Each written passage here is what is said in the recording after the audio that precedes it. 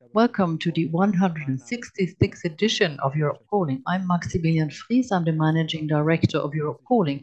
I would like to extend a special welcome to today's panelists for the second part of our webinar series, The EU of the Future. And as you can see, there's quite a number of people, so let me welcome everybody.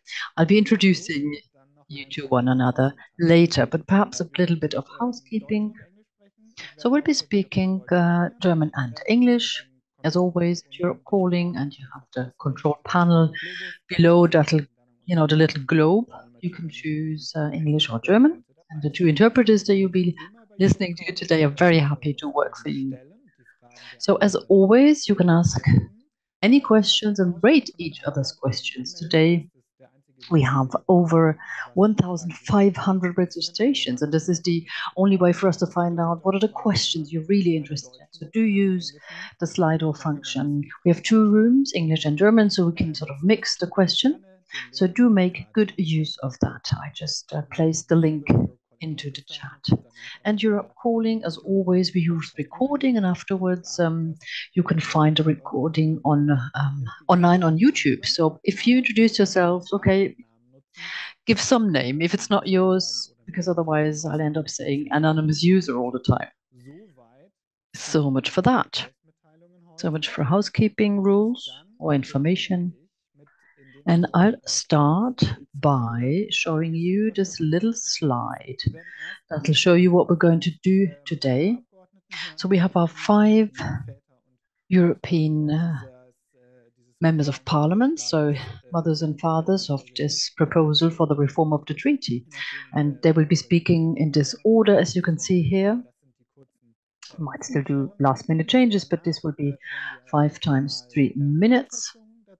And then we'll hear more. 4 times 7 minutes, we'll have Valentina Balzani, Citizen Ambassador. We have Clara Föller, Young European Federalists of Germany, and Anton, Hofreiter of the European Affairs Committee of the German Bundestag. Susanna Kazakova of Charles University of Prague might join us later. She has a very important meeting last minute, so we're not sure whether she will join us. So this will be a surprise if she's coming or not. And afterwards, of course, there'll be plenty of time for your questions. So just one last point, that no one feels left out. And Manuel Müller, you will find his blog below. He basically inspired this movement, and everybody here knows what it's about, but it's the core, the main proposals. Please disagree, he says that we'll be hearing more from our MEPs, but so that way you know what this is about. So the Commission is to become smaller, more parliamentarian, and more European, and the Parliament is to have more of a decision power, initiative and competences, moving from unanimity in Council to majority voting, no veto against treaty changes, then the rule of law procedures, Article 7, to be unlocked, and more competences, new competences for the EU, like health, borders, etc., and the European Defence Union. Just to give you a bit of an idea what we're talking about. We'll be discussing these issues with the 5 members of Parliament. You have all joined us. That's great. Thank you very much. I'm very happy to have you all here. So we can get started. Let's start with Guy Verhofstadt. Yeah, thank you very much for the invitation. The reason why Parliament has done this report, we have to vote on it in the Constitutional Affairs Committee next week, and then later on in the plenary in November. The reason is that we think that Europe, in this new world order, was a very brutal world order, certainly after the brutal invasion of Russia in Ukraine. To be ready, effective, we need to reform Europe to be ready for such a new world order.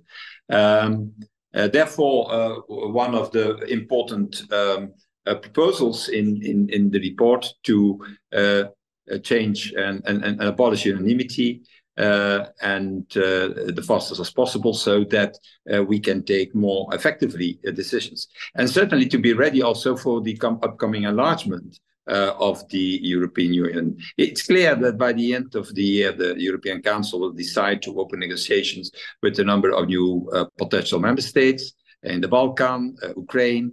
And so we need to be ready in the upcoming years for that enlargement. Because can you imagine that we have to manage the European Union with 35, 36, 37 member states, still having unanimity and still having the governance structures of today? It will not work.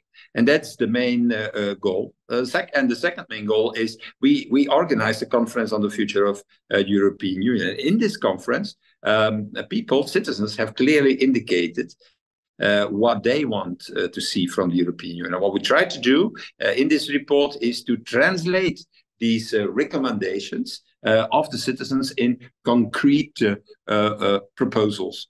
For example, they ask for a referendum. Well, we foresee a referendum on the European level. They want also a more effective European Union with no unanimity-based decisions. We try to deliver also on that. So that are the two goals: prepare the European Union for the next enlargement, and at the same time translate the recommendations of the citizens during the conference on the future of Europe in reality.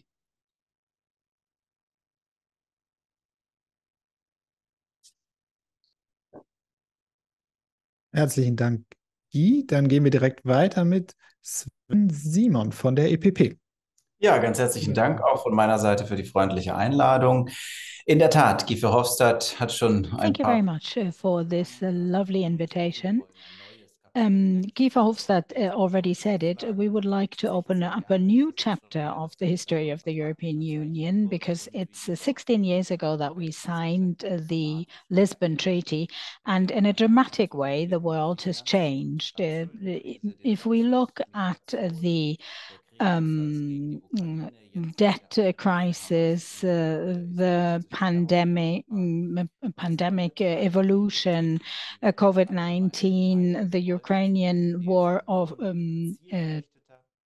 because of Russia's aggression, we really need to make Europe more manageable and also activate the potential of the European Union. We don't want a Europe of nations or anything of that kind. We just wanted to make it more active.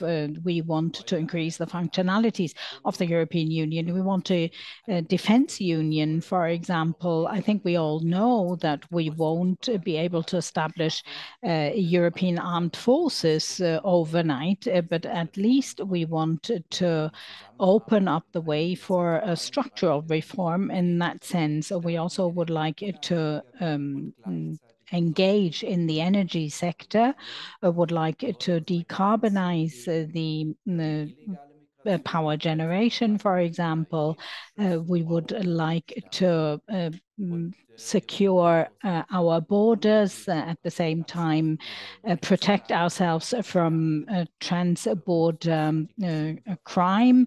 We would like to use the Article 7 procedures in order for the ECJ to take necessary steps, because we have a blocking situation in that respect for the time being. From the EPP's perspective, and also from my own personal perspective and experience, I think we really need a central debate on the reform of the EU. The Commission needs to be elected in a much more transparent and democratic way, and we would like to revert the current procedure. We would like it to have it nominated, have the President of the Commission nominated by the Commission, by the Parliament and the Council to approve it. We do hope that we will meet with a huge majority in the parliament, and then we will have to become very active because we need to lobby the national governments. They are hugely skeptical of the reform of the treaties. We would have to convene the convention that is also provided for in the treaty. And it's important to organize events like this one, for example, where citizens can raise questions and find answers, because that's also what we've prepared for in the year. Thank you very much. You were right on time. The members of the European Parliament tend to stick to the time that they are given to speak. I would now like to welcome Gaby Bischoff. She's from the S&D group of the European Parliament. Welcome. Yes, thank you very much, and good evening to all. I'm very grateful for this invitation and very happy to be here. My two colleagues have already explained more or less on what was so important for us to achieve. What we witnessed was that during the pandemic and the war, we seem to be very good at reacting to crisis situations, but we were wondering whether Europe is really capable of creating its own future in very essential areas like migration, like fighting climate change, like digitization. In all those areas, we really feel that we should not favor the national solutions because they won't be sufficient. We need faster and more encompassing European solutions. And I don't think that it is new at all that suggestions have been, or proposals have been submitted. If you look at the past, you will find those proposals. But we now had a whole process of consulting the general public. We had citizens' assemblies, and they developed very concrete proposals for a reform of the treaties. And the real novelty is that we, as the Parliament, simply took up all those proposals from the Conference on the Future of Europe and looked at him in a very serious manner. This really was the starting point for us to develop further proposals in those areas that were of central importance to the citizens. We need to be fit for the future. We need to be ready to act in any situation. And that really was a request from all the citizens. We still have the requirement in all the policy areas of reaching unanimous decisions, and the citizens wanted to do away with that. We do it in some areas, but not really in the majority of areas. We want to democratize the union far more, and that is why we took up the right to initiative for the Parliament, for example, and we also wanted to make sure that the Parliament participates in all the important political processes and all the control functions. And the European Parliament needs to be strengthened. And it was really important to the citizens, and it hasn't been raised yet. Please allow me to mention two more areas in which we suggest changes. One of those areas is social justice. We would like to strengthen social justice. We don't simply want to claim that we are a wonderful internal market, and we've achieved a lot in this field, but we also want to take on board the working and living situation and conditions of our citizens. And at the same time, I have to say, I was the only woman in this process, and we have consulted all many committees of the Parliament in our project. We said that the gender equality needs to be strengthened, that we need a legal basis for fighting against gender-based violence. We need to become fit for future by being more social and more democratic and socially more just. Thanks. Und jetzt gehen wir weiter mit Daniel Freund von der Grünen EFA-Fraktion aus. Well, thank you very much, Daniel Freund, the Greens in Germany. Thank you very much. Let me point out what is happening here. It's actually historical.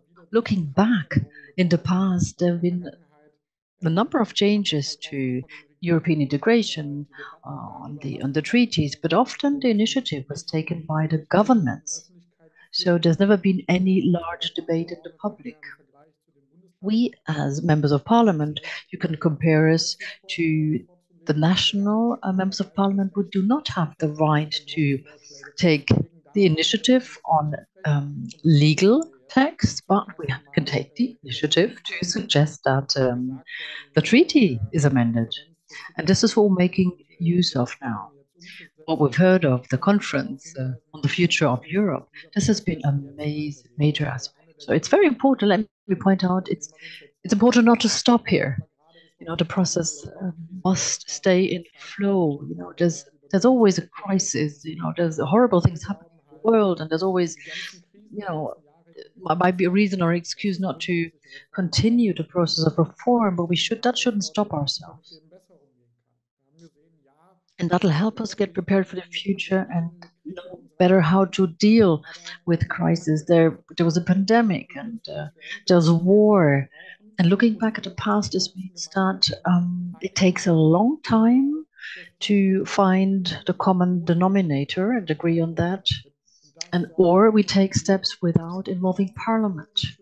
So the results, the responses are a lot poorer than they would have been had the European Parliament been involved, and members of Parliament of 27 countries have been involved in deciding what are the big issues of our times. I'm very proud of us having taken this initiative. It's not been a walk in the park. It's not been easy. So Simon said, for example, well, that wasn't so easy. So I'm a member of the Green Party, so I wouldn't necessarily agree immediately to everything, but it's important to have a package, you know, a whole that will help Europe to get ahead, you know, become more democratic, more sustainable, more, you know, able to act. So, and we already touched upon the problem with unanimity. So what's happening next? Once we've reached agreement and the text has been adopted in Parliament, yes, we will have a constitutional convention. We will talk about the proposed amendments. So the barrier, the hurdle is very low. It takes a simple majority of governments who agree. So it only takes 14 out of 27 member states to agree. So 2.5 years ago, had you asked governments who would be prepared to run a treaty convention or discuss amendments to the treaty, I think one government, Macron, might have agreed. I'm not sure. But anyway, there wouldn't have been many. Today, I think we see a situation where we're very close to getting that 50% of member states. At least, you know, we're getting there.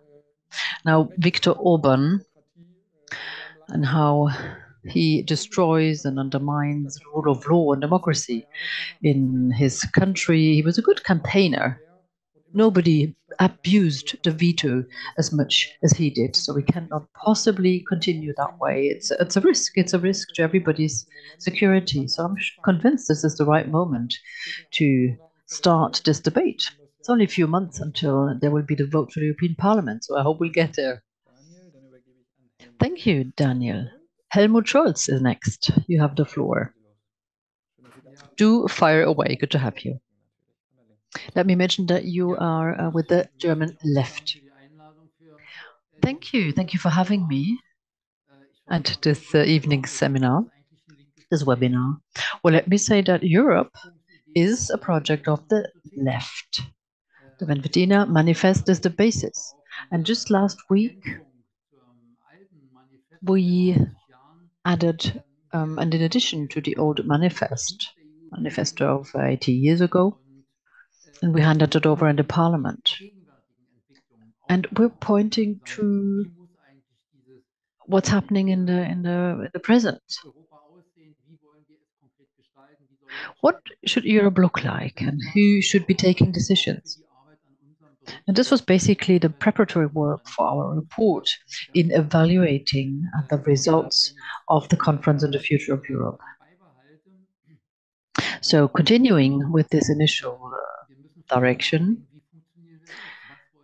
it becomes clear we have to just reflect who do we want to be. Do we want to be an internal market and stay that? And based on the treaty, will we continue to represent the economies, the businesses' interest? Or do we really want to contribute to making Europe a project that's for everybody, for all the citizens, and it's worth its while, and it makes their lives better all over EU? Do we want to learn from Brexit and the many crisis processes that we've witnessed recently?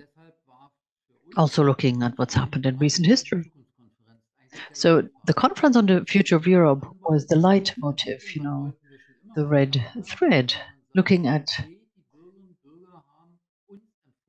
citizens and what they have to say and what their recommendations are, and what politicians can do at the EU institutional level, but also at national level.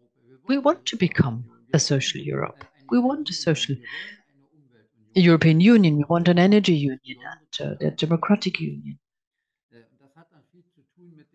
So this is very closely related with the question on the decision-making procedures in the EU at institutional level. And of course, this goes hand in hand with our efforts when we turn to the Council with this report to make sure that we provide proposals and ideas that the Conference on the Future will be implemented. And on May 9th, a year ago in Strasbourg, all presidents of the three institutions committed themselves to get this on the way. So that's a promise we should have to keep. Let me mention two more points. Well, we don't live in an isolated manner. We live in a Europe that still has to face major challenges. The Ukraine war, to start with, but also what's happening at the Kosovo-Serbian border and the Hamas terror attack and the suffering that are no words for people in Israel and, of course, Palestinian civilians. They're basically hostages of that conflict, going up in flames again. They need somebody to speak for them. They need somebody to come in. So the question is, what should our external and security policy look like? So I might have a different response than colleagues in the same room, but this is something we need to talk about, we need to discuss, we need to negotiate that together. And it's important that here we say, yes, a defense union, what is this going to look like? Do we want more armament? Do we want even more and more arms? So what is your idea of that? What is our idea of comprehensive security?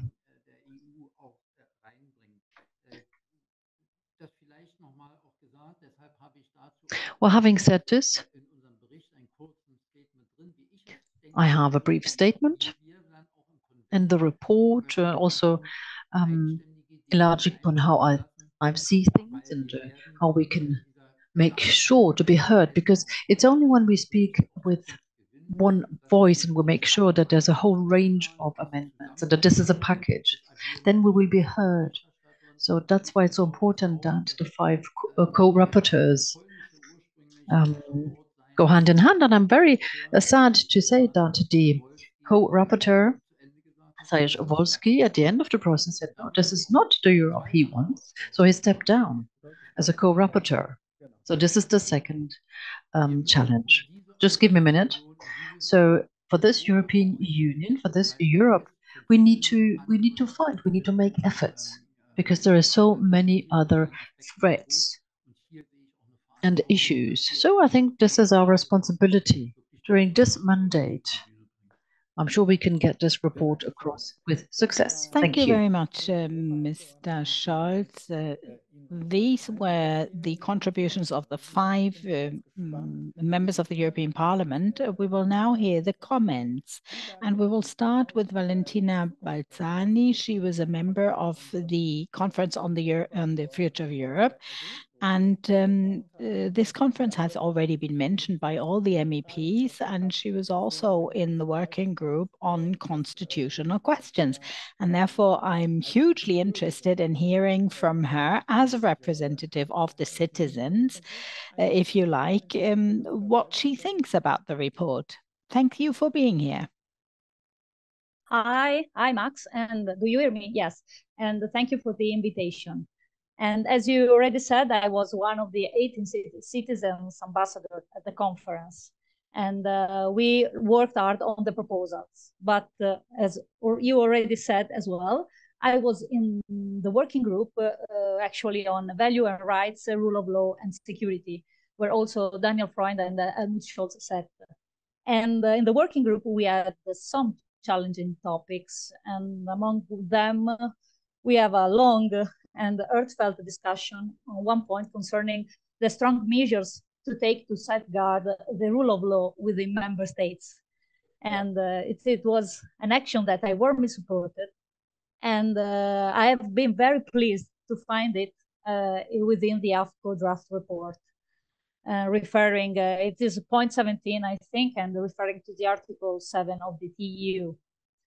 But I'm also an Italian citizen who recently relocated in the UK. And now I can see what it means and understand what it means being outside of the European Union. So, but apart from my personal experience and viewpoint, and considering the draft as a whole as a citizen representative, I was actually amazed to find in it the endorsement of most of the issues that the COFWE dealt with. The demands and the needs expressed by the conference, by the citizens, actually, are finally ready to be put into the treaties of the European Union and to give them the turn we would like to see. And in the explanatory statement, we can see that the COFWE proposals have been taken widely into account. And I think that just few of them have been left out, and that the suggestions that don't seem directly to refer to the proposals can nonetheless enhance them. So it's, actually, I am, as an ambassador, I am very pleased with the document. And for example, the citizens at the conference asked the European institution to have more legislative initiative. And in the report, there are strong, clear institutional reforms for a more resilient, fast, and effective action to be taken by the institutions. And on the other side, powers will be better counterbalanced, and the responsibilities and duties of the institution much clearer. So it's helpful for the citizen to follow the works. And the citizen also asked for common policies to be carried out at an European level on climate, environment, public health, social rights, as well as education, energy, foreign affairs, migration, and defense. And we find the suggestion to take up this role with different level of responsibility. And I think that we cannot deny that our request, we cannot say that our requests have been, that our requests have been really listened to. And during the conference, we also understood that the veto power and the unanimity vote can slow down and even stop reforms, and the capacity to face emergency and urgencies.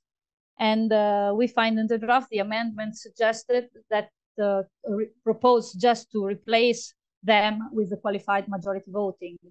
So it's again another point that meets our request. And also, I think that the suggestion for a more transparent activity by the Council is highly appreciated, can be highly appreciated, because the way the members of the Council work and take their decision is still like a sort of a dark box, difficult to understand. And I think that there is just one point that seems to be left apart, but it happened the same during the conference, which is the point concerning the fight against corruption and economic and financial crimes, that we think that may undermine the functioning of democracies. And maybe, let's hope that there will be room for this topic during the discussions in the Parliament. Maybe they will find a place in the treaty amendments.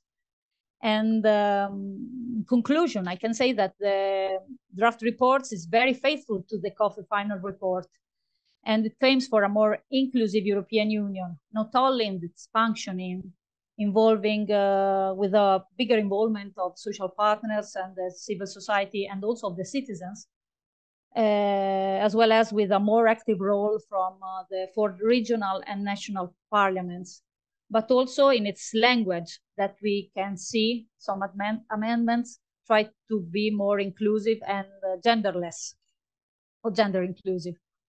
And as asked for the citizen component, we find a more democratic and cooperative union at all levels, even more transparent one, which accounts for its work.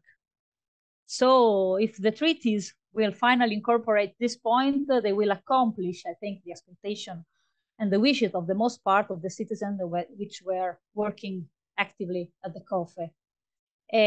But nonetheless, we know that this will be hard to have it all, and there is still a long way to go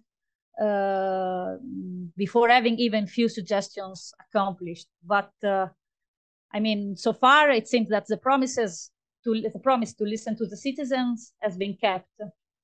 From now on, the wish is that the COFE final report will not be put aside, but and that the proposal will be finally really accomplished.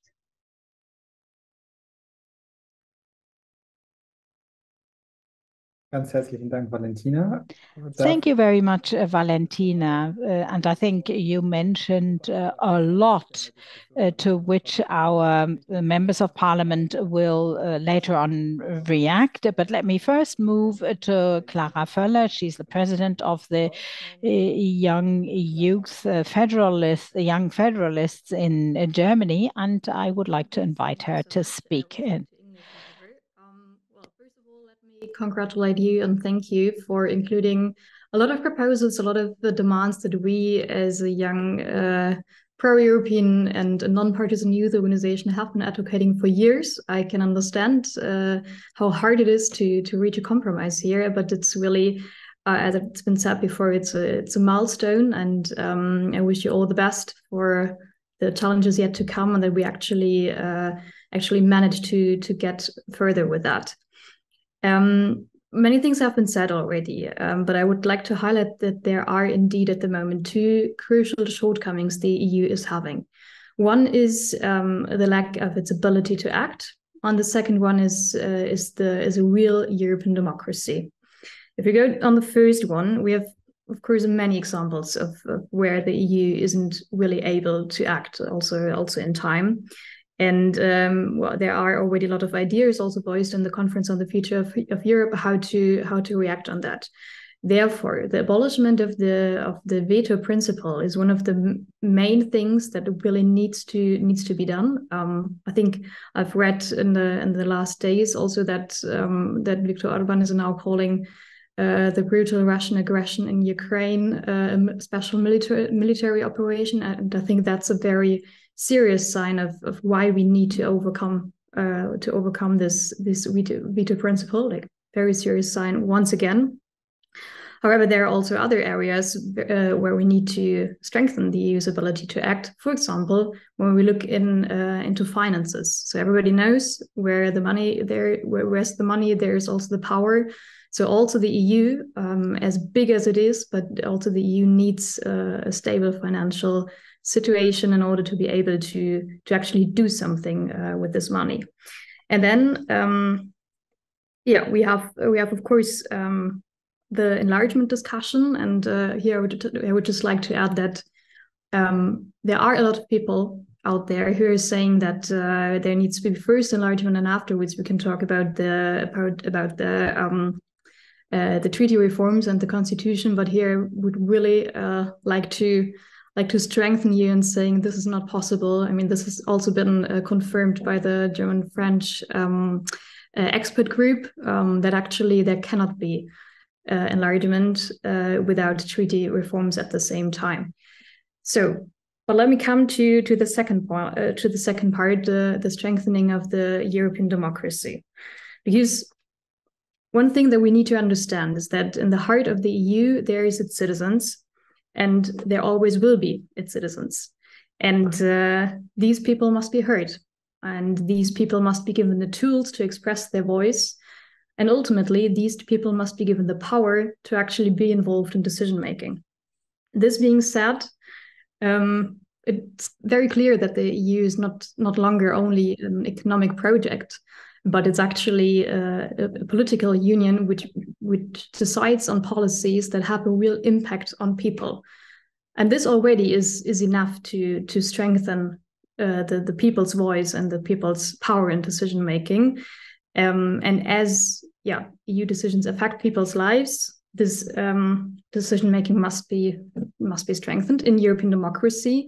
When we talk about European democracy, we must talk about a parliamentary one.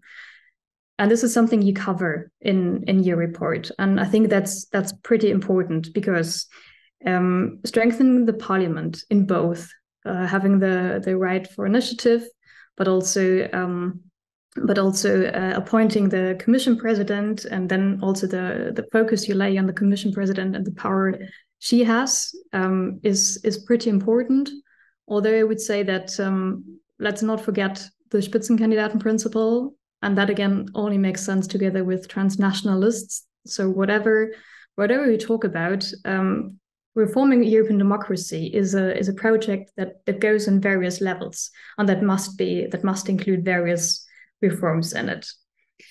But then ultimately, and that's something I would like to highlight, especially as a young person here, if we talk about a constitution, we must also talk about young citizens, young people in Europe that must be included. And also they are in the heart of the European Union, are having a voice. They need the tools to voice their opinion, and they need to be made possible to engage in decision making.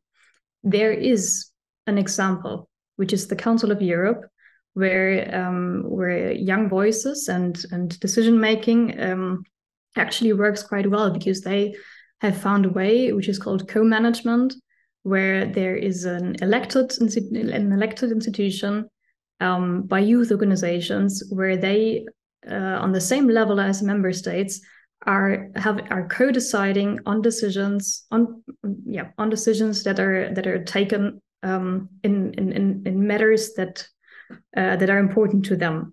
And I think that would be important to have that also in the European Union, because we're so often talking about young people being the future of Europe, and currently, well, they are, but they have no or very limited ways to actually engage there. And especially if we then talk again about enlargement, and we look at who the people are in these countries, for example, in Albania, for example, in Moldova, that's young people that we need to reach. And that's young people who are especially the future of the pro-European future of these countries, and they need perspective. And having them and giving them the tools, that would be very important. But as I said before, good luck for everything that's yet to come, and I'm excited for the discussion. Thank you. Vielen Dank, Clara.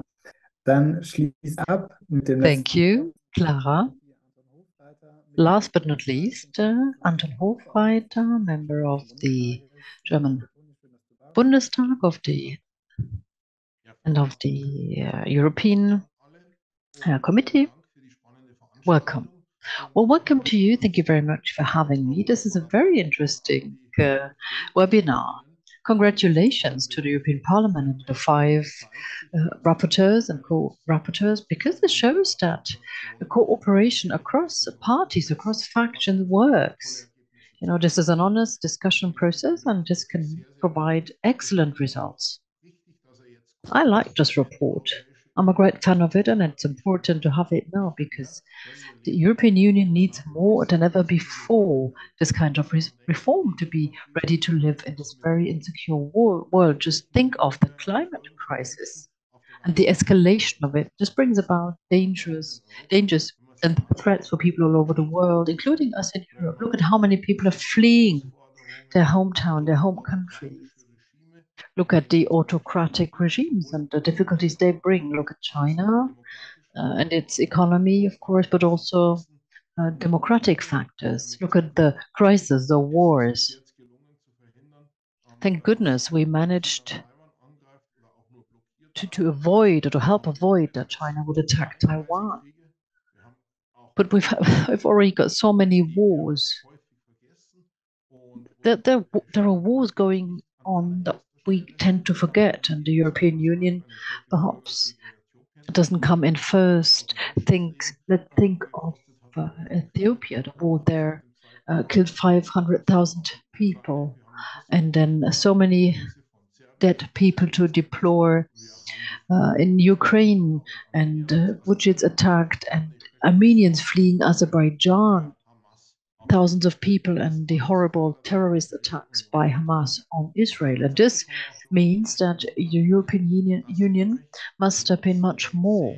And at the same time, despite its slow mechanisms for decision making, we still stick to the unanimity principle. But still, the European Union managed to act quicker than we thought. More than 10 packages of sanctions found its way against Russia. Orban or no Orban. And who would have thought that the European Union would be so flexible that they would use successfully this facility to support Ukraine? Who would have thought that the European Union was capable to step into the debate also in economic terms? Think of the Raw Materials Act, the CHIPS Act, the capitals and the national debates. They can learn a lot from this kind of debate. Think of the Green Deal. They're all very good examples. The Brussels levels is a driver for many things, also for the protection of our basic resources that we live on.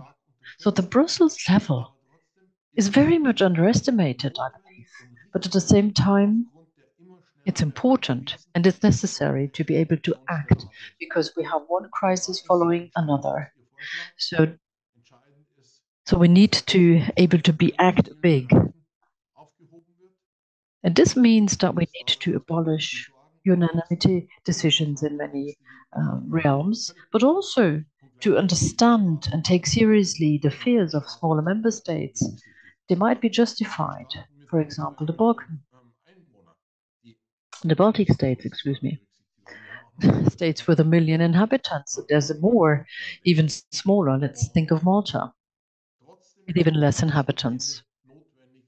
But in the end, I believe it's necessary and indispensable that we move away from the blackmail by Orban. So looking at the pressure from outside, it's important to strengthen our democracy. Again, Orban being the most clear example, speaking for itself. And that's one of the reasons why the European Parliament needs to be strengthened. Well, of course, at the first glance, it only has few competences. It's still a very strong parliament. Not sure if I know of a number of national parliaments, or worldwide even, that could produce such a cross-party report. So I'm just saying that Parliament shouldn't underestimate its possibilities, and with extra competences for Parliament, if we manage to get there, we can perhaps see more of that discussion culture, of the cross-party cooperation culture. So, of course, there's always the opposition, there's the legal parties, etc. Many things might get lost, but I think the European Parliament gives a very good example. So it makes sense to just point people to that. Yes, look, they're doing very good work. You could do the same at national level. The main enemies or opponents opposing what you proposed are national governments. They're not undemocratic because in whatever system they have been elected as members of government, but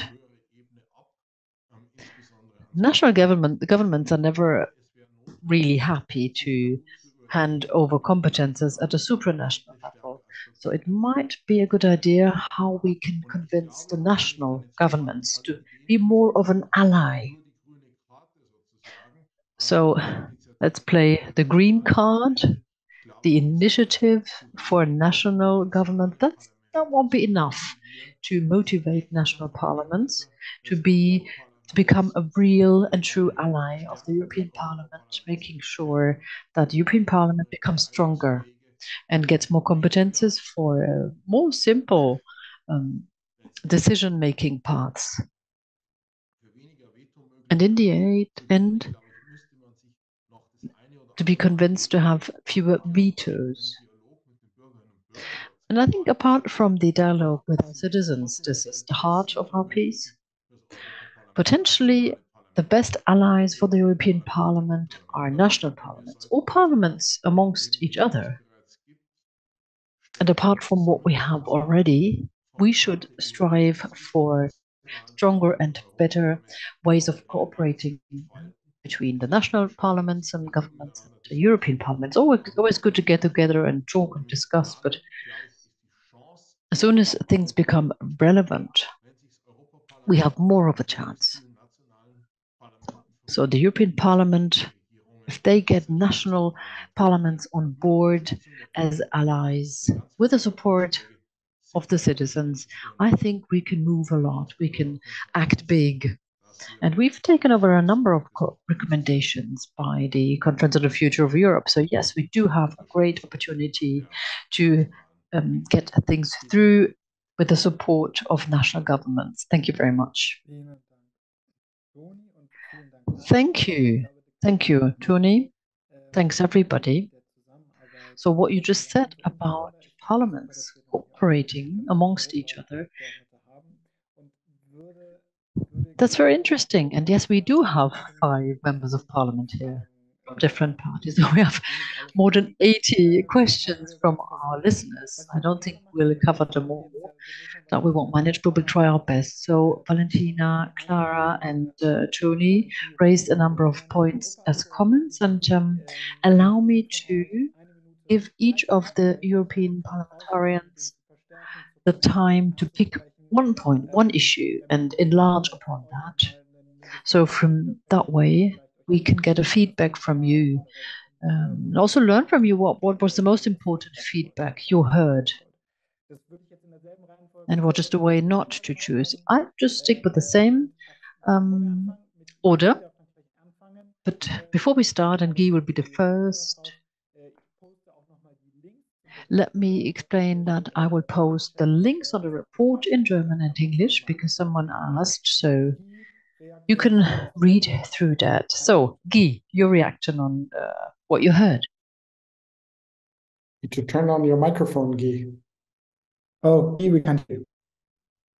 So thank you very much. So I will be very short because I have never in politics got so many positive reactions. Normally it's the opposite. So I think that I'm very pleased that the guests that commented it from the German parliament view, from the citizens view, and the civil society view are positive. But let's be honest, the big fight will be with member states. because member states are still thinking that the European Union needs to be a sort of a confederal cooperation between the member states and not the real European the demos or European democracy. So that will be the big fight, and so pressure from the side of civil society, from citizens' organization, and from national parliaments towards the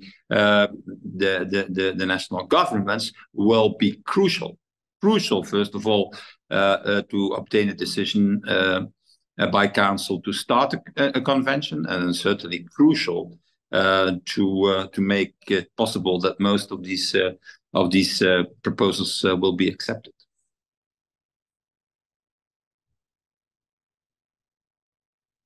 Vielen Dank, Sven Simon. Ich möchte gerne zwei Aspekte. Thanks very much, Mr. Simon. I would like to come back to two things that Anton Hofreiter mentioned, and I consider them very important. Like he said, we will probably have to reflect more deeply on them. How can we maintain the strength of the European Parliament, which is characterized by the reporting procedure?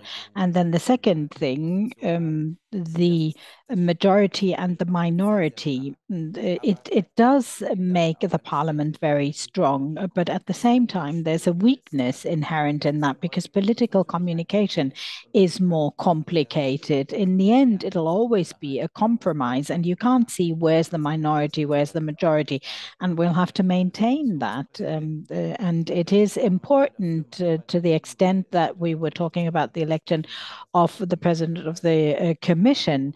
It might also weaken the parliament, but at the same time, it can strengthen Europe. I'm also in agreement with Mr. Hofreiter that the green card alone will not suffice.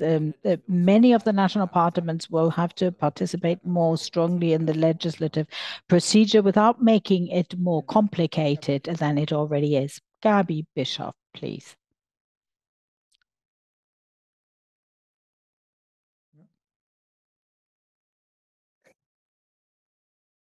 Yes, now it works. Thank you very much. First of all, I switched to English because I want to respond to Valentina. Thank you also for the positive feedback from citizen participation, participating in the conference. I think this is important. And indeed, we took up a lot of the proposals. We didn't take up all, and we promised also to the citizens that we will explain later why we couldn't take up certain points. But let me emphasize one point. Yes, this endeavor we did with 5 is a marathon, but we are still only at kilometer 40. We are not yet there. We need a broad support for this opinion in the European Parliament. And for this, I think we also need support from civil society, from citizens, etc., because I think this will be important to give a strong signal to the Council also to take up this, and that in the end also we have a convention. And let me emphasize also, how can we strengthen the cooperation between the European Parliament and the national parliaments? I think that indeed we have formats, but they don't work too well. But I think also here the conference was a good example that we took up in the different political groups in our internal political group meetings, preparations with European parliamentarians, national parliamentarians, Commission and Council members. And I think this is something that we also have to keep in mind when we have a convention, to continue this, because this gives the opportunity to have the different perspectives on board, debate, and come up with concrete proposals. Thank you. Vielen Dank. Daniel Freund. Yeah. Thanks very much, Daniel Freund. Yes. I would also like to comment something that Clara Föller said. She talked about transnational lists. everyone present here from the European Parliament was all for it, and we submitted a suggestion. We do have a little legislative window of opportunities to make such proposals, but I don't think that we can Europeanize the European elections with transnational lists and with Spitzenkandidaten.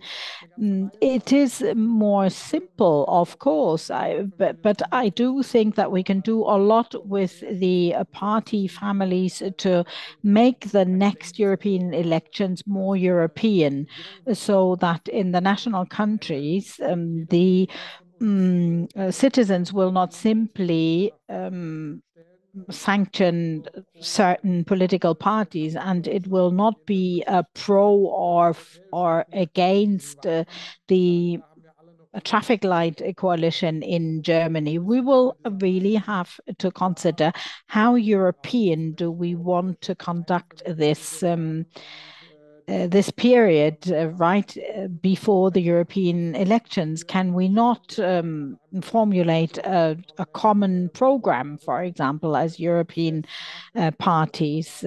What will the process be after the next European elections? We are forward-looking now, and we are working on the future and trying to nominate people for leading positions who have been very, very active in a very European competition for the seats in the European Parliament. We do hope that we will get the necessary changes up to 2029, but we will now have to use what we can. Well, is one of the addressers of my answer, because I was just on Friday last week in the Italian movement discussing these issues, and there was the same question as it was raised by Anton Hofreiter, how we can establish a more direct participation of citizens on the one side, but also how we are involving and strengthening the cooperation between the European Parliament and national parliaments. And I think these are two sides of the same problem. So we have around this work on this report, we had the work on report on participatory democracy in the decision making by citizens. We have the electoral law reform report Daniel just mentioned, and we have also the report how we are using the European Citizens Initiative, how we are making it much more easier to participate in. And that is also embedded in our report. So we are trying to link the work we are doing in other fields of the, what to say, Constitutional Affairs Committee responsibilities for dealing with such questions to incorporate in the way where we are proposing changes. And I think we have also to include the Committee of Regions and the Economic and European Economic and Social Committee, the social partners in this process of discussing what should be in the focus of the reform of the European Union. They are allies in this struggle, but the reality very often was, also during the conference, that the representatives from the national parliament have brought their national view on that issue. So here I see we have to take out the loopholes, and I'm looking forward that in the time ahead we can better the situation. Herzlichen Dank. Valentina hat auch die Dolmetschung, aber so war das auch sehr schön. So, dann gehen wir in die BürgerInnen-Fragen. Right, thank you very much. Well, we can't answer all questions. Asking the panelists, please use the raise hand symbol. I'll be looking at one question of our citizens, of our audience, and depending on the level of technicality, I'll admit 2 to 3 replies and then we'll continue, but we can always change the system. So I'm afraid that not everybody can reply to every question. Let me start though. Claudia asks, How about laws at national level? How are they enforced when some states refuse to accept them? So basically an implementation on European law and legislation. Who would like to say something on that? Daniel? Ja, schieß los. Daniel, there you go. Well, when it comes to implement and enforce EU legislation, we're not planning on changing anything. It'll be as we've had it before. The Commission takes a look, and if there has been no implementation, there will be an infringement procedure. So what amendments are we going to do when it comes to violating basic principles and values of the European Union? We will use Article 7, and this has been one of the lengthier debates that we had. So now we're saying we want to take politics out of the process. We will give the European Court of Justice a stronger role when evaluating whether or not, when assessing whether or not there has been a violation of European law in a member state, and if yes, what are the sanctions for that member state? So here it's important that we can do this with a qualified majority and not unanimity. Anything else? Yes. Well, it's not in an abstract manner. In this question about the implementation of European legislation, in fact, we haven't addressed this. I noted this down because we've encountered a first problem. The Commission used to be the guardian of the treaties and started many infringement procedures when directives or regulations were not properly implemented and adhered to. But now we have seen the number drop sharply. The number of infringement procedures started by the Commission, so we have to rediscuss this. What can we do below the violation of the rule of law? That's a very good question. I'm afraid we haven't addressed this enough. There is no need to change anything to the treaty to solve that problem. First of all, we have reduced the number of instruments inside the Union already in the Lisbon Treaty.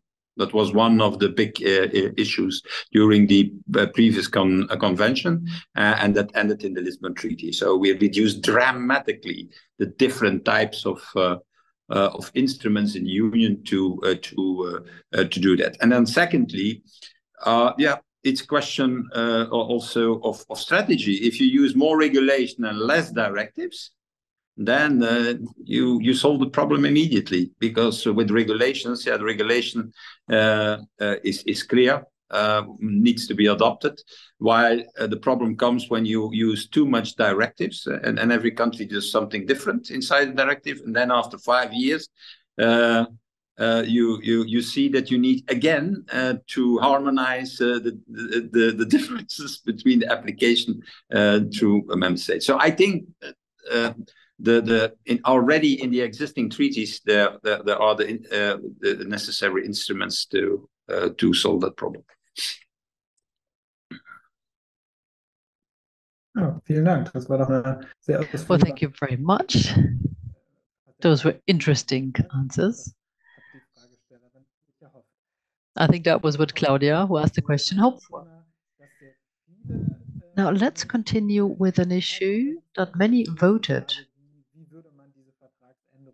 The question is, how would you enforce that amendment of the treaty? Let me just read out one question. Roberto Castaldi is writing, in what way would such a reform be ratified? In France, for example. Is that going to be a referendum with a twofold majority? Or what about the majority in the member states? And how could that possibly work? And we have an English question by Roberto, and Keiling in German asks, looking at the 2004 constitutional treaty had to be ratified by the member states, and the Dutch and French referenda cut short the process. So the process failed. So Sven Simon, perhaps first, and Guy Verhofstadt, are you still raising your hand? Or was that from the question before? Simon. Also im Grunde ändert sich an old hand. Now, Sven Simon, well, the procedure won't change because this is a law, an international law, a national treaty, so it has to be ratified, looking at a two-third majority. This is possible in Germany, in the Bundestag, sort of parliament, and in France and the Netherlands. It takes a referendum. However, what we changed, what we modified is that those who want to go ahead faster, they can do so. We have been thinking about a specific procedure that doesn't need unanimity. So this is the buzzword here, and I can reply to the second question. Europe that goes at two different speeds.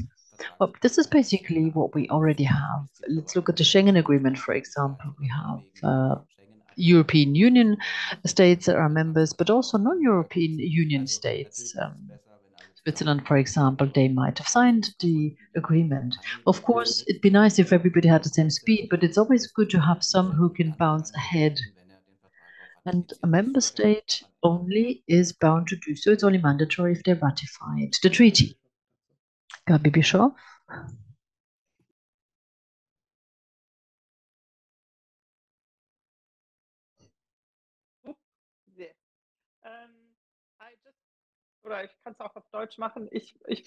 Let me say that in German. I'd like to underline something that Sven has already replied to, looking at the existing procedure.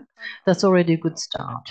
But also looking at the referenda, what could make a difference is the fact that we didn't only have the central parliament sitting together at the table and developing proposals. This time it's different. We had the Conference on the Future of Europe. So citizens had their say. They were able to come up with proposal recommendations. And I think this makes a difference. Also looking at the later communication, once we were ready and set, fingers crossed indeed. I do hope that in the near future we can set up a convention. But then in France and also in the Netherlands, the debates might be, of a different kind. We have a citizen here of the Conference of the Future of Europe, so this is something we could set up in the different countries. They amongst themselves, they could discuss, they could come up with proposals based on their work.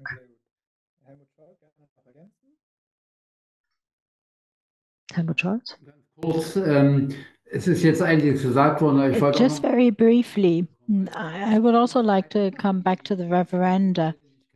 There's a necessity, of course, for the citizens to decide, to co-decide. And that's something that Anton Hofreiter said. We will have to reflect on how we can actually take that up in the German legislation. Because to regard Europe as one unity requires us to prepare well for that in the individual nation states. Daniel Freund, please. Well, the colleagues have already said what the legal situation is. To find a political consensus, I think we need to consider the following. There are quite a few governments today who could use the passerelle clause, abolishing the unanimity and voting, deciding unanimously to vote with a majority vote. I think that's very unrealistic. I think it would be useful to simplify this. Then there's a second issue. If you consider a huge reform project or package with huge funding, then our experience in Brussels is that money can facilitate negotiations and consensus. And the third point that I would like to mention is that perhaps a number of member states can already move forward and consider certain projects, and even thinking about this aloud may take others along. It may facilitate moving forward in huge reform projects. Thank you very much. And we have already taken up one question which has been raised. It's something that we have also considered extensively in the German-French expert council. That's the role and the position of the smaller member states. Stefan Pattberg raises the question, how can we overcome their reticence to agreeing to such reforms if the suggestion is to abolish unanimity? And a very critical question from Marius Retzisen in English. I shall read it in English. But I think that's, might be answering, but the others as well. Abolishing unanimity could be a blessing for the EU, but does it also pose any dangers? For example, accepting most of what Mario says, wrong policies, for example, Merkel's migration policy. How can the proposed EU reform prevent democratically majority-made, fundamentally, as Mario says, wrong decisions? So,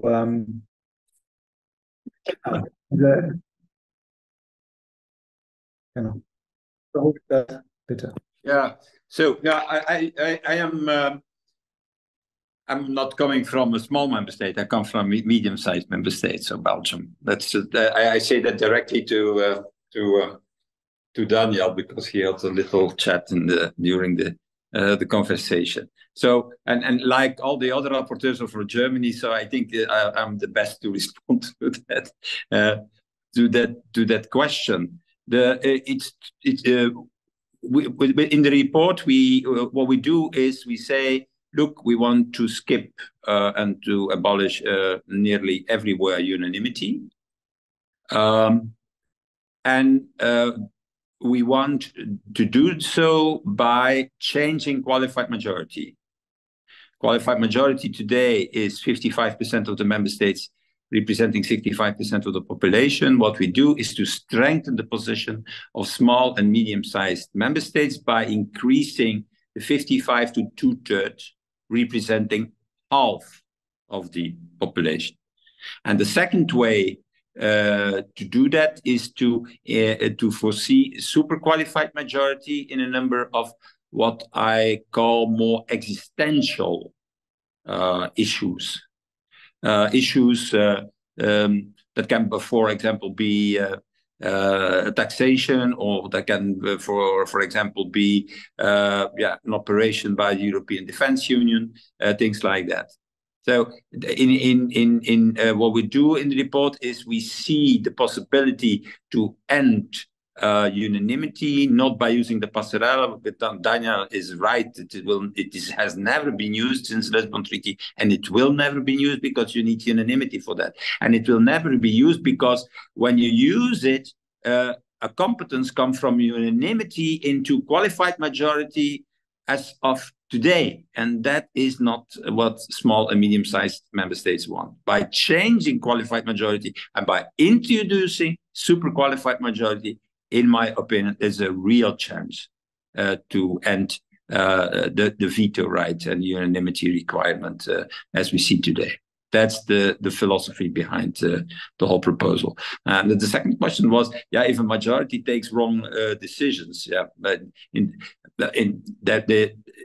there is a democracy, but we are a liberal democracy. That means that if a majority decision is in contradiction with the fundamental rights of citizens of one minorities, we have a European Court of Justice to stop bad decisions by a majority. That's the difference between a liberal democracy in which we live and the illiberal democracy that Mr. Orban wants to create in his country.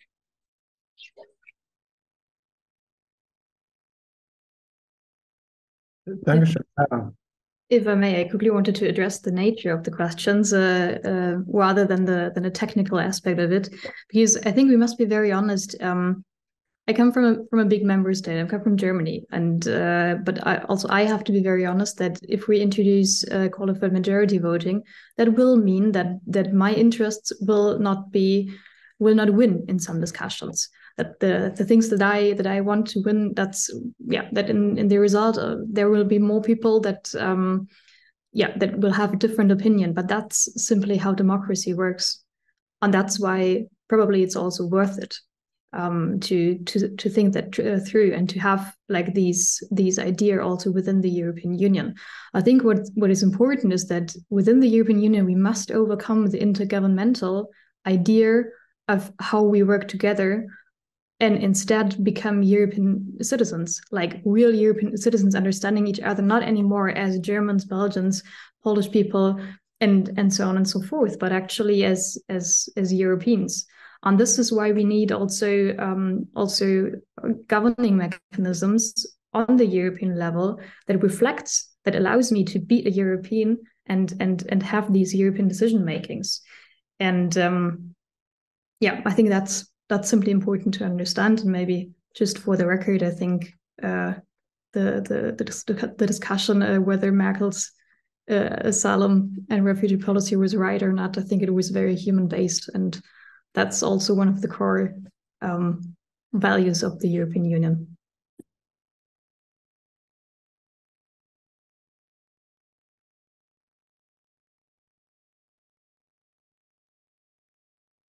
Danke dir. Jetzt würde ich Thank you very much. I would like to take on board one more topic. I mean, Maya asks what will be the role of the citizens in writing up the new constitutions? Will in the convention will they be represented in the convention? What will be the process precisely of such a convention? Well, we were talking. The subject of today's webinar is a new constitution for Europe ? But we're not there yet. So we'll have to consider how to have the citizens participate in the whole process, of course. And I think the main objective of our report will be to kick off the process, to first establish or convene the convention, and then the question will be discussed how it will be composed and how what the working method will be. And that's why it's so important that we show within the treaty a possibility of a very broad and large-based participation of the citizens via the national governments, for example, based on the member state basis, as well as on the European basis, of course, on the European level.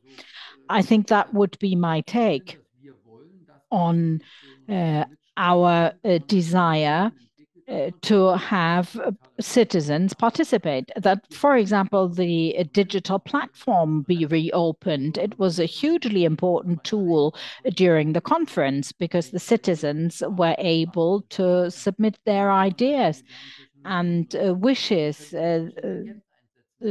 irrespective of their language. There was no language barrier. So I think such a convention will have to be established in such a way that the citizens can fully participate, obviously based on the structures as they are foreseen in the treaty.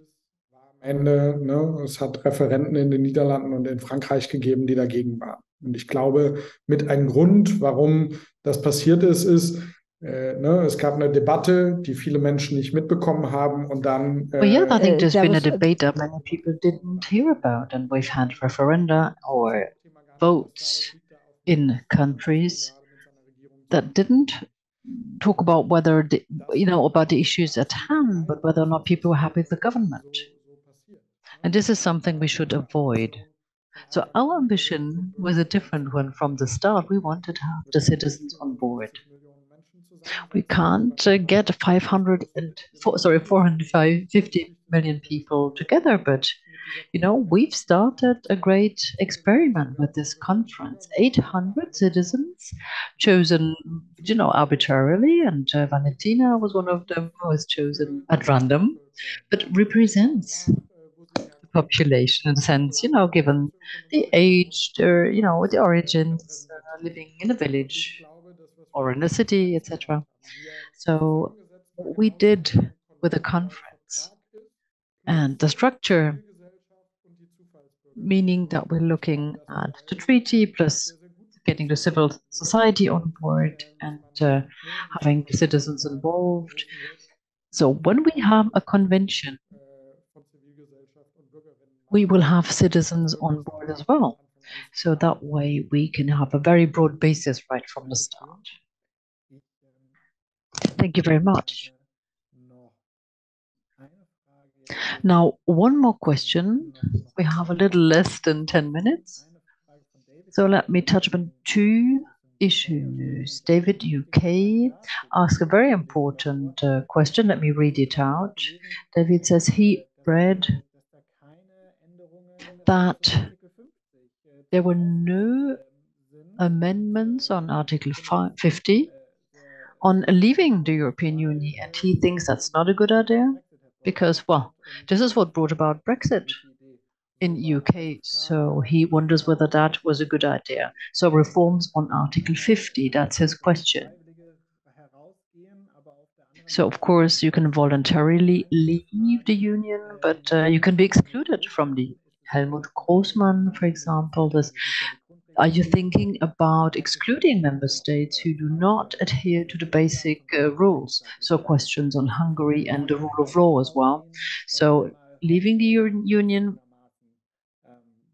voluntarily, or you have to go because you're not sticking to the rules, Daniel.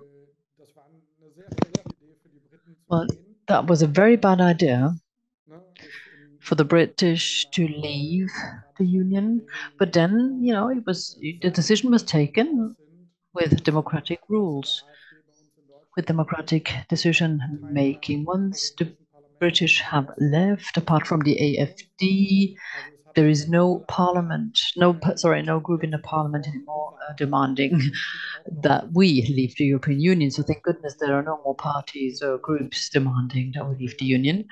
So actually that's why we never thought about rediscussing changing Article 50. You can't prevent, you can't stop countries from leaving the Union. If they want out, they want out. While excluding or throwing out member states, can we throw out Hungarians? Well, a majority of Hungarians did not vote for Viktor Orban, so have them suffer. This is something very unfair, I believe, and it's not going to solve any problem looking at the corruption or violations of rule of law in or by Hungary. So it's always better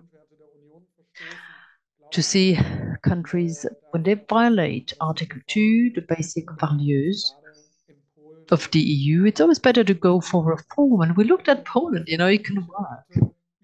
It can work out just well, have a society debate on how to deal with the European Union, and this can weigh in heavily in an election. And as we just seen, the Polish people have spoken against hatred, against hating Europe, and they went pro-European. So this is much more successful. This is very much preferable rather than making this state leave the Union. Gaby Bischoff, thank you. Yes, I think that indeed we haven't yet discussed this article for the simple reason that citizens didn't really ask for that. There were no questions or hardly any on that. And I believe it was important that we live through this experience once and to actually see what are the consequences for the population, for the people concerned. But, well, I'm less strict when it comes to the question of excluding countries. And like Daniel said, I think this is a debate that we should have. What happens if member states, to a large extent, violate the rules that we have in the EU. We are a rule-based structure. So we are facing major problems with migration, for example. If there is individual states that, do cherry picking as to what rule they adhere to, this cannot possibly work.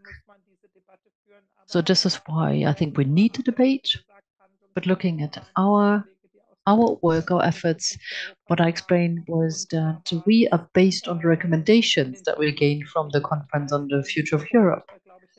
So that's why this was not one of the proposals. Thank you, Sven. Simon, on that? Well, yes, of course, we have the option because we're talking about international law, international treaties. So, of course, you might discuss whether the Vienna Treaty Convention applies or not. But looking at Article 60 of this convention, the Vienna Convention, it reads that if there's repeated and severe violation of rules, that is a material breach, you can exclude the state. So if there is a permanent severe breach, then yes, you can exclude the state of the structure by ending the international treaty. Anton Hofreiter, let me take you on board for a question that perhaps is a very German question or national question, but it's very relevant for everybody. Gabriela asks,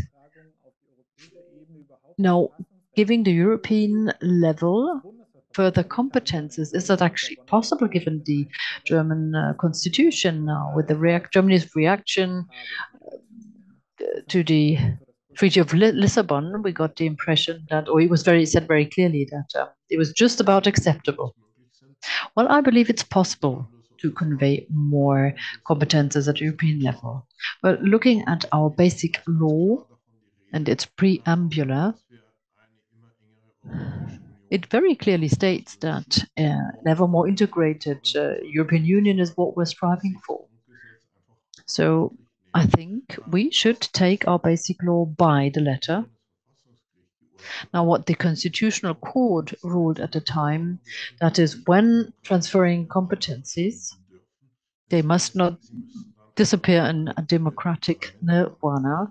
They must lie with a voted parliament voted for directly. So it's not just for the council. Indirectly, the setting up of the council is democratic,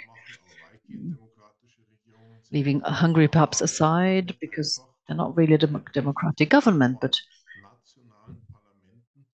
national parliaments cannot have their right disappear somewhere because there's the structure of intergovernmental cooperation. So and this is what we have to bear in mind. And this is why, together with our 5 rapporteurs, co-rapporteurs, we're working on this to make sure that it's important that the European Parliament sort of receives these competences, these rights, but it must be elected directly. And of course, this can provide the odd question. With the weighting, we have small member states, given their population, actually have more parliamentarians than the large member states. But at the same time, you have to very clearly see with our second chamber of parliament in Germany, the Bundesrat, the smaller states, federal states, have more votes than the larger states in our federal system. Ich will nicht zu sehr überziehen, weil ich denke, viele hier müssen weg. Deswegen it is 8 o'clock, and I really don't want to go much beyond. I would like to give Mr. Simon yet a possibility. It's very difficult to answer that question briefly. Some of the areas were taken out, which were not to be given up, but the competency the right to assume new competencies was not to be given to the European level. And then quite a number of other legislative areas are mentioned, like the legislative law or the election law. We do have a huge state budget, and I think that the internal legislation, migration legislation, social legislation, all these are national competencies, and that really was the line that was drawn by the court. I would like to invite you all for a last round of comments. I sent the question to you in advance, and I would like to ask you to reply in 30 seconds. When will the new treaty be ratified, and what was the key event that made it possible? And we will revert the order and start with Tony Hofreiter. Between 25 and 28, and the key event was the aggression war of Putin on Ukraine. Because a lot of Europeans woke up to the effect that we needed to become more active and more functional, and that we needed to overcome our weaknesses. Thank you.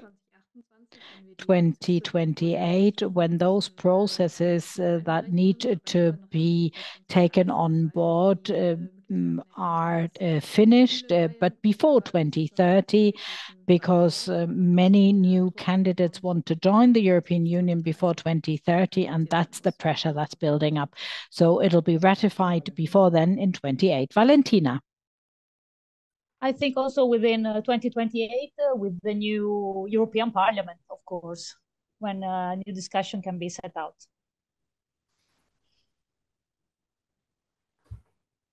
Helmut Scholz. Helmut Scholz.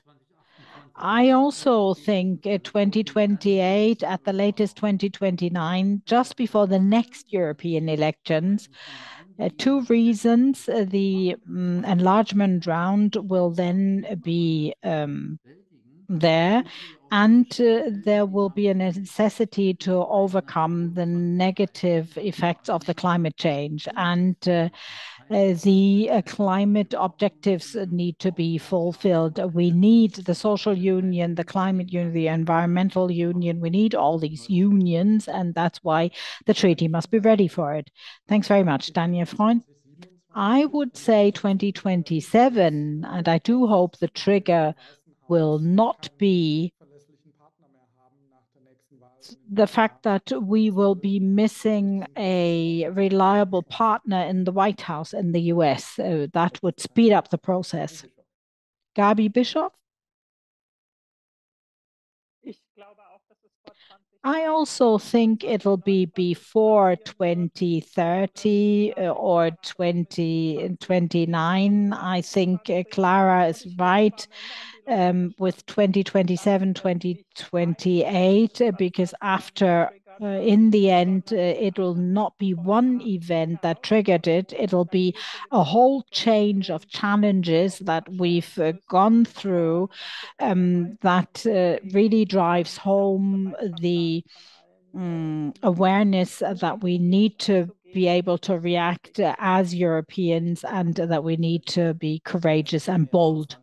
Mr. Simon, I wish it would be 2030, but I'm much more pessimistic. If I look at the geopolitical situation, Ms. von der Leyen,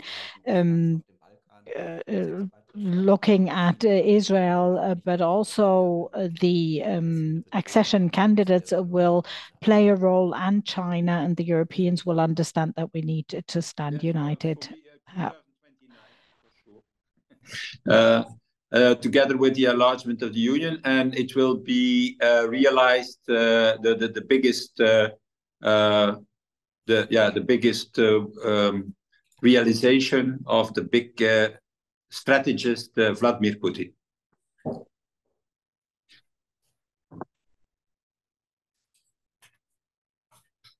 Please let not be Putin be the last word being said here.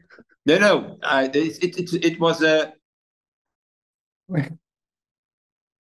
It's a problem. Ich höre nur die deutsche Dolmetschung, deswegen muss ich mal warten. So, also, dann bleibt mir nur noch ein herzliches. Thank you very much. It was highly fascinating, this whole event. I think that a second round, taking up all these questions, would probably be very interesting too when the council takes up the subject. Then I'll sound you out whether you would like to come back for a second round of discussions. I've already posted the next webinar of Europe Calling on the right to associate. I would like to thank you all for this lively debate. And I hope that you found it just as interesting as I did. And see you next time round at the next webinar of Europe Calling. Goodbye.